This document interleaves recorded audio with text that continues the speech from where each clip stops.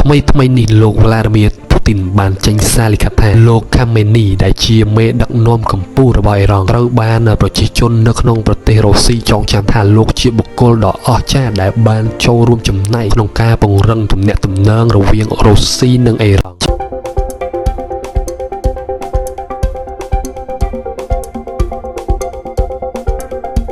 ជាក់ស្ដែងទៅបន្ទាប់ពីការធ្វើឃាតថ្មីទៅលើលោក Ali Khamenei ដែលជាមេដឹកនាំកម្ពុជារបស់អ៊ីរ៉ង់ប្រធានាធិបតី Putin បានផ្ញើសាររំលែកទុក្ខពាក់ព័ន្ធទៅនឹងការធ្វើឃាតមេដឹកនាំកម្ពុជាអ៊ីរ៉ង់គឺលោក Ali Khamenei និងសមាជិកគ្រួសាររបស់លោកក្នុងនោះប្រធានាធិបតីលោក Vladimir Putin បានលើកឡើងថា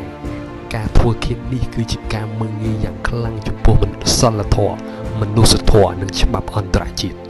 លោក Khamenei នឹងត្រូវបានគេចងចាំទុកនៅក្នុងប្រទេសរុស្ស៊ីថាជាបុរសដ៏ឆ្នើមដែលបានរួមចំណែកយ៉ាងសំខាន់ក្នុងការពង្រឹងទំនាក់ទំនងរុស្ស៊ីនិងអ៊ីរ៉ង់នេះគឺជាសម្ដីដែលលោក Vladimir Putin និយាយដោយផ្ទាល់និងធ្វើជាសាររំលែកទុកទៅកាន់មេដឹកនាំកម្ពុជារបស់អ៊ីរ៉ង់ថែមទៀតផង